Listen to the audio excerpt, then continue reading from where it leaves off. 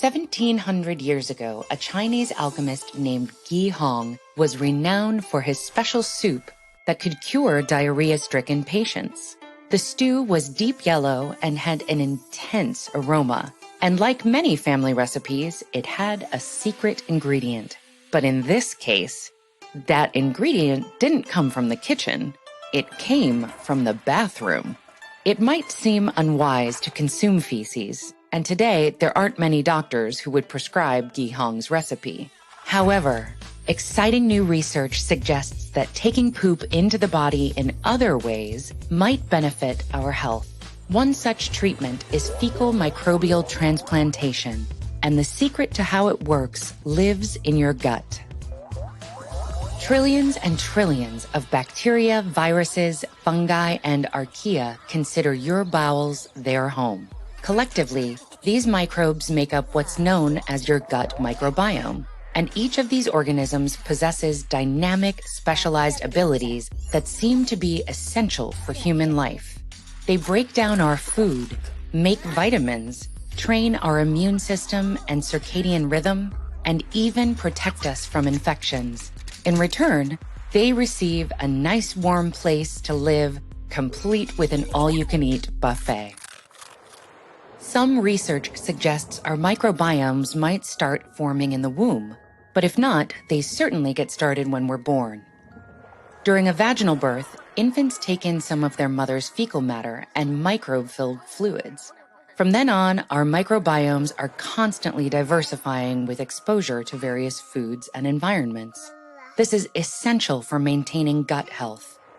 If poor nutrition, chronic disease, or antibiotics disturb this delicate balance, the body can become vulnerable to problems like bacteria and fungal overgrowth or infectious diarrhea. But infusing a new batch of microorganisms into the intestine seems to help reset the gut microbiome. This is where fecal microbial transplants come into play.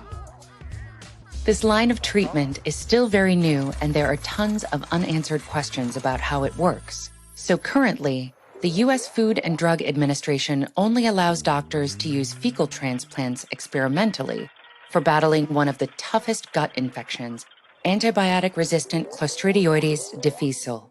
This infectious bacterium forms spores in the colon that are immune to antibiotics and very difficult to destroy. Patients dealing with this infection can experience months of intermittent fevers alongside bouts of abdominal cramping and extreme diarrhea despite antibiotic treatment. So when symptoms get this bad, it's time for a fecal microbial transplant. To start the process, a gastroenterologist first retrieves some feces, typically from a stool bank. These frozen samples are particularly impressive number twos. The selected donors go through a strict process to ensure their samples are infection-free. In fact, these protective protocols are so stringent, one prominent stool bank's acceptance rate is less than 3%. Next, the gastroenterologist gets that sample inside the patient via a pill, or more commonly, a tube into the stomach or colon. Finally, the transplanted microbes migrate through the tract until they find the colon, where they quickly multiply and displace the infectious invader.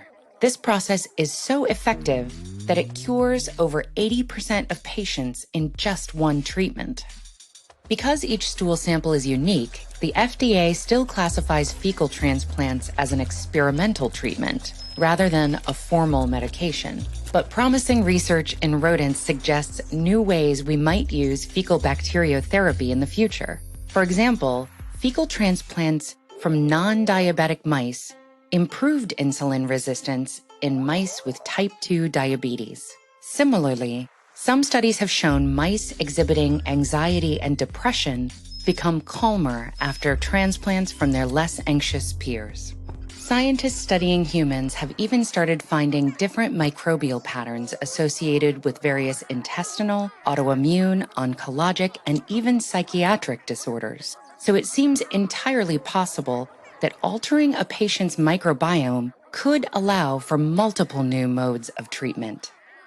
We still have a lot to learn about what makes the best gut microbiome or the most beneficial fecal transplants. But for now, at least we can say that our feces have a bright future.